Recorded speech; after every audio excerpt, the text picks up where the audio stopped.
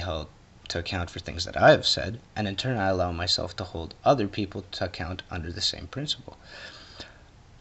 If I misunderstand someone or something of that sort, I guess, I I'm very open to being criticized for that, and readily accept the I readily accept the position that I was in the wrong, if that is the case.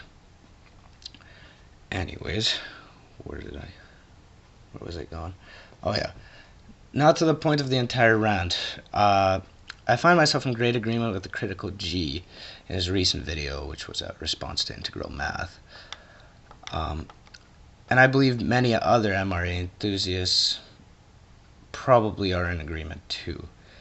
I don't want to make a claim that it's definitely so, but I would definitely like to think that that's so.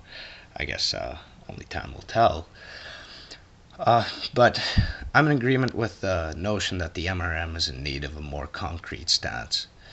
I mean, needless to say, there's always going to be fringe groups, I suppose, that are derived from that, but the, the important part is that the core is well defined.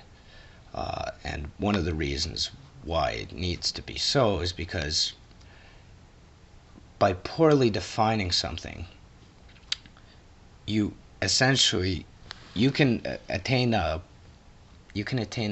I suppose a status of not really making it impossible to criticize you, I guess.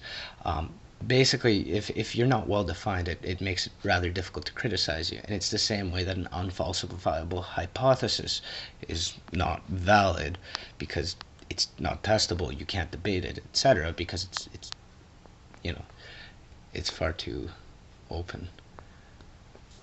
It can't be falsified. Then if it can't be falsified, then it's not really a hypothesis. And in this instance, it's just a matter of definition.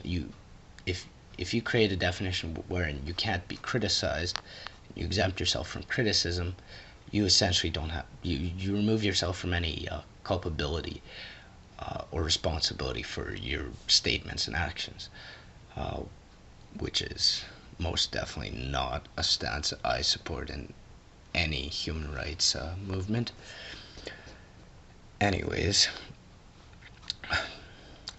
I guess, where did I drop off? I think A Voice for Men needs to address this.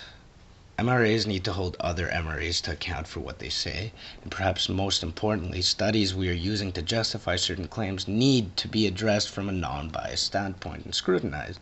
That's why I think integral math is actually doing a very healthy thing for the men's rights movement by criticizing certain points and certain people. What I think, though, is kind of a problem is the fact that the men's rights movement itself is a lot less willing to do so. And the thing is, I know Paul Elam and John the Other have called out people within the MRM before on their bullshit. It just seems to have become significantly less prevalent as of late. And to be honest, I think it needed to be dialed up even back then. Anyways, but I think that these things need to be scrutinized. I'll present more reasons for this closer to the end, but as an aside, I do think that the reason certain individuals are not held to the same level of scrutiny in their claims as perhaps we hold feminists is most likely because of the fact that the MRM, like any other movement, cannot advance without a populace of supporters. And when it comes to critiquing those who do make statements and claims that are disagreeable, when it comes to them, they kind of fit into the same category as my previously mentioned friend does. That particular category of people, which I feel most of us are familiar with to a greater or lesser extent, tend to embody certain characteristics, which include the mental process which motivates them to nod their head in agreement while lacking any notable understanding of the topics of discussion. Simply, for the sake of belonging, of being part of the group and the discussion. They essentially do this to be part of the group. This type of individual is easily offended and is likely to retract their participation if the feeling of being accepted into the group as a peer is challenged in any way. We intuitively know that many of these people are the type that upon hearing criticism will likely fire up a shitstorm and abandon their presence in the discussion and group. At least one MRA does take the position that their presence is still of greater value than their absence, mainly Fiedelbogen. I'll find it difficult to believe that if you're watching this, you haven't heard of him. He actually happens to be one of my favorite MRAs. He's gifted with the talent of rhetoric. Absolutely amazing speeches, and they're very creative, and they're interesting. He tends to be really consistent, too.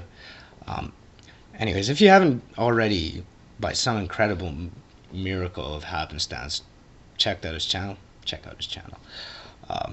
This is actually one of the few points that I would find great disagreement on with Fiedelbogen's position. Now more to the point.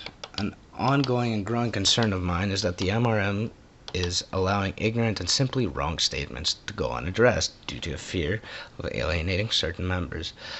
But what is at stake? You see, there is a price to pay for not addressing this problem.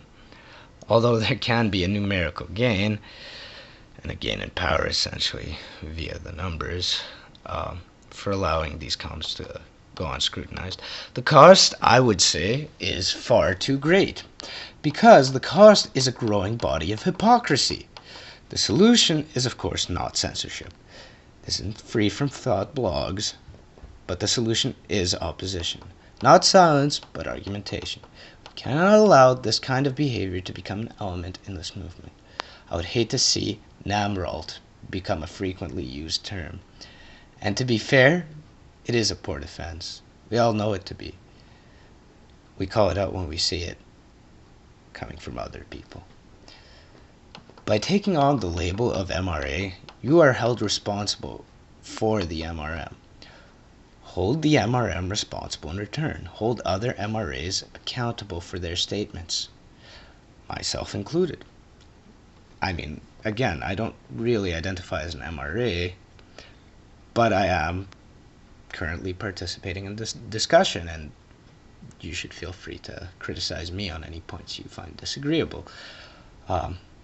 As John the Other has stated many times, you cannot pursue nonviolence with violence. Well, much in the same way, you cannot pursue a remedy to hypocrisy with hypocrisy. We hold feminists accountable for not holding other feminists accountable. We cannot do this and simultaneously fail to hold our own accountable. And I realize that Paul and the gang are busy people who perhaps don't have the time to take all of this upon themselves, because at this point in time, with hundreds of articles out, there's bound to be hundreds upon hundreds of comments that are in deep need of criticism. I'm not suggesting they start backtracking, going through all of them. This is just something that they could start doing at a much more frequent rate from here on in. To be fair,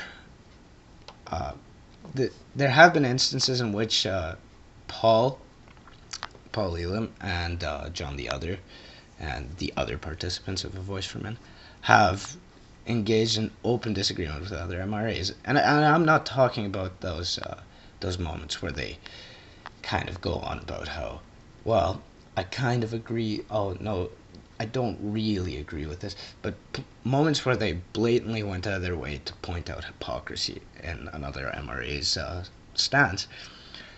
And I know they've done this before, but I don't think it's done to enough of a degree.